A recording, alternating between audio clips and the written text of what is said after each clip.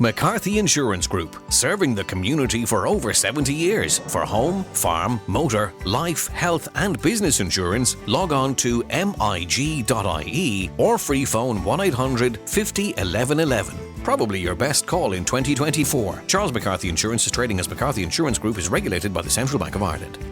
Real people, real opinions. Real Talk Radio. The multi-award winning Niall Boylan Show. Many of your listeners will think I'm a prat, and now I'm probably going to make pretty much most of your listeners think I'm a prat. But what I'm going to do is I'm looking to locate somebody. Okay.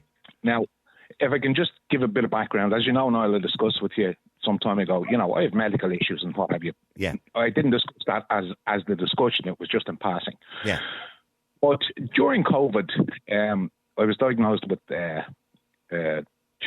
brain tumour, and I had occasion to visit Blanchardstown Hospital. And while I was there in the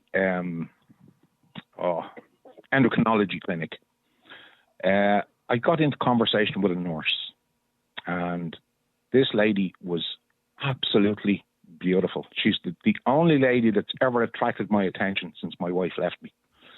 And when my visit was concluded, on walking out, I told her I think she has the most beautiful eyes I've ever seen, which she had. And if she, it was a shame to have her wear a mask, because I knew that under that mask, her face was as beautiful. She was absolutely stunning. Now, this lady was in her, I'd say her 40s, possibly early 50s. Okay. Sorry, Niall. I was saying there, yeah. I kind of left it there, and while I was walking away, I was thinking to myself, don't be a prat, don't bottle out, go back and have a conversation. And unfortunately, being of my generation, I didn't. Now, I returned to the hospital, even without appointments, several times. And in the hope that you'd see her? In the hopes that I'd see her. And I mustered up the courage to ask, her colleagues, if they knew who she was by her description. And none of them knew who she was. So I'm wondering, was she, just there for the day from another department or whatever? But she was a blonde lady, as I say, in her 40s, possibly early 50s. In my opinion, stunningly beautiful, very intelligent, very soft-spoken. What height was she? I'd say about 5'6", 5'8", maybe. Okay. And what I'm wondering is if this lady happened to be listening, or if there's anyone who knows who she is. She wore spectacles. They were kind of a reddy brown spectacle. And she's a nurse, and she was in Blanchardstown Hospital. She's a nurse, and she was in Blanchardstown Hospital. She wasn't a bed nurse or anything like that. She was walking, in the reception area and what have you, and she was so attentive. And I thought we had a moment. Now, as I say, I'm making a prat of myself here, but I'm willing to take the chance. If there's anyone... And do you think there was a bit of chemistry between you? I kind of got that impression, but okay. I'm a man of a particular generation, and it's kind of awkward and what have you. I think you understand what I'm talking about. Yeah, no, I understand. Yeah, I returned to the hospital, never met up with her again, never saw her again. I returned several times, many times actually, and nobody seemed to know who she was. But I'm just wondering if this lady happened to be listening, or if there's anyone who knows her happens to be listening and would mention it to her. Particularly the conversation about her beautiful eyes, and under the mask I knew she was as beautiful. Her face was as beautiful. Any other distinguishing features apart from the blonde hair, 5'7" or 5'6"? Distinguishing features. She was beautiful. Okay, that's a very good distinguishing feature. Now, but they say beauty is in the eye of the beholder. You might think she's beautiful. Yeah, absolutely. Okay, I entirely shoes, agree, boots. What way did she dress? Was she? What was she the uniform on her? She was in the blue kind of blue kind of uniform that they wear. And me being dopey, did you look to see if she had a wedding ring on her? I didn't, no, because in that moment I just wasn't, I wasn't going down that road. I thought, this woman is absolutely amazing. And I walked out and I thought, you're a prat. You should have had that conversation. When I turned around to you're a prat. You should have had that conversation. You shouldn't have left it. Yeah, you should have walked away. we learn by our mistakes, but when I turned around to walk back in, she was gone. I've returned several times, tried to find her. What I'm saying is, yeah, I'm going to be regarded as a total prat, but I'll go out, I'll walk that plank. If How there's long have you been single, by the way, Martin? Well, my wife kind of walked out on me about 10 years ago. Okay. So there's been nobody, and it's just this woman that you've got to bring a tear to my eye here now, listen to you. That's not my intention. I'm just wondering if there's anyone who knows who she might be. Yeah. Okay. Particularly with regard to the conversation of how beautiful I thought her eyes were and the mask, and were to say it to their colleagues. If she had an interest, or if she wasn't attached, if she doesn't have a partner or anything else, would she contact you? Because you have my number. Obviously, I don't want to give my number out because I don't want. Obviously. Yeah. But I'm just making a reach out.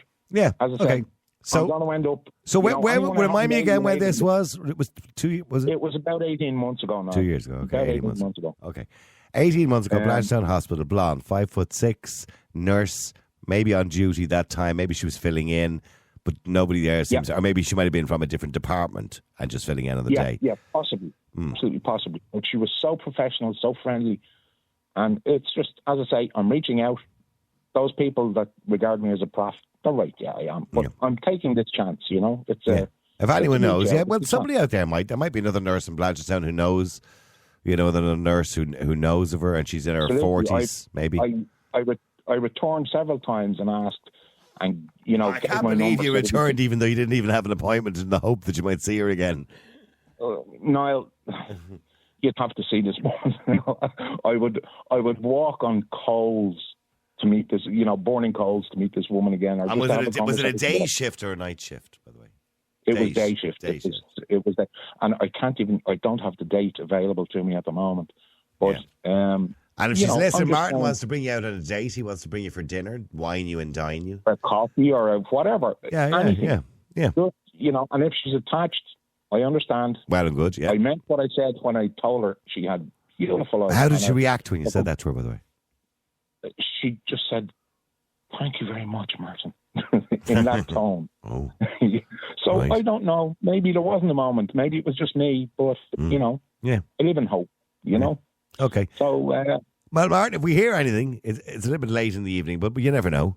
You just don't know with these things. We've had the strangest things happen on this show. Actually, the strangest one ever was a guy going back about 7 years ago who came on the air and thought he was being Billy Big you-know-whats. And he was telling us that he was getting married very soon, but he was having an affair. And within 10 minutes of him saying it, his future wife's best friend rang the radio station and wanted to go on the air to talk to him. It was the most interesting piece of radio I've ever experienced. The names she didn't call him. So the point I'm trying to make is somebody out there might know exactly who you're talking about. They may. I live in hope. And even on return visits as I go back, I'm always on the lookout for her. But so far, it's it just hasn't. A couple of people have texted and said she could be an agency nurse, so she could be working for No, I don't get that impression because of how well. I mean, if she was an agency nurse, I'd say she was there for quite some time because she seemed to be on such friendly terms and knowing terms with her colleagues. But yet, when I went back, nobody could really tell me. Now, I understand they probably wanted to, stay a bit kind of, they didn't want to involve themselves, but I did leave my number. I explained the situation, said I hope you had a moment, Well, hang on, because Brian, you would think you might have some advice here. Yeah, what I was thinking was, if they knew the date exactly that it happened, they'd have a list of the nurses who were on duty that day. Oh, if you knew the date exactly, they would have a list of nurses. They're not going to give that information. No, GDPR, Brian, they wouldn't give out that info. No, you wouldn't. No. Oh, I didn't know that. So I just tried the idea, that's all. Yeah, no, it was a good thought, Brian. But nowadays, years ago, you might have. Yes. But nowadays, with GDPR, they wouldn't do that. That's just being professional. I understand. Yeah. Sorry, Brian, what were you going to say? Was he tending to him that day? Oh, she was. Yeah, she was tending to him. Yeah. Well, all they could do is ask. If you still ask the question was, when I was here on such a date, I spoke to the nurse and I can't think of her name. That's what I say. He did. He went back and did that, and nobody remembers who she was. So she may not be from that department. It might have been filling in, or she could be an agency. Well, may or not be an agency nurse. Maybe an agency nurse. Okay. Yeah. Okay. Thanks, Brian. See you. Good night. Okay. Thanks for the help there. Okay.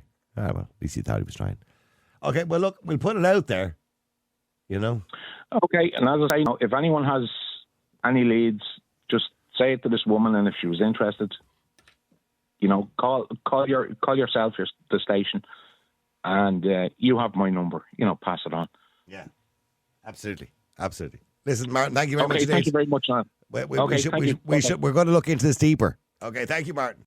Real people, real opinions. Real Talk Radio, the multi-award winning Niall Boylan Show.